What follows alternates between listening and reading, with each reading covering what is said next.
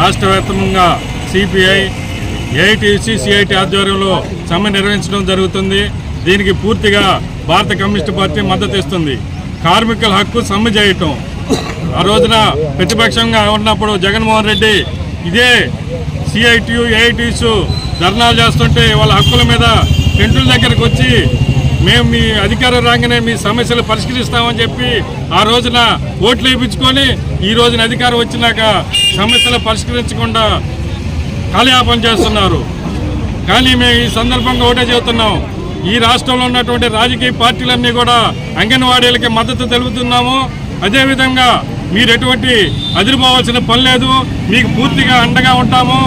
మీరు 40 రోజులు కాదు 80 రోజులైనా సరే ఈ యొక్క సమస్యలు పరిష్కరించేంత మటుకు కూడా ఈ యొక్క కార్యక్రమం జరుగుతుంది. అదేవిధంగా అధికార పార్టీ నాయకులకు కూడా మేము హెచ్చరిస్తున్నాము, అంగన్వాడీ కార్యకర్తలని బెదిరిస్తే మటుకు తీవ్రమైనటువంటి పరిణామాలు ఎదుర్కొనాల్సి వస్తుంది. వెంటనే ముఖ్యమంత్రి గారు జోక్యం చేసుకొని అంగన్వాడీ సమస్యలను పరిష్కరించవలసిందిగా భారత కమ్యూనిస్టు పార్టీగా డిమాండ్ చేస్తున్నాం.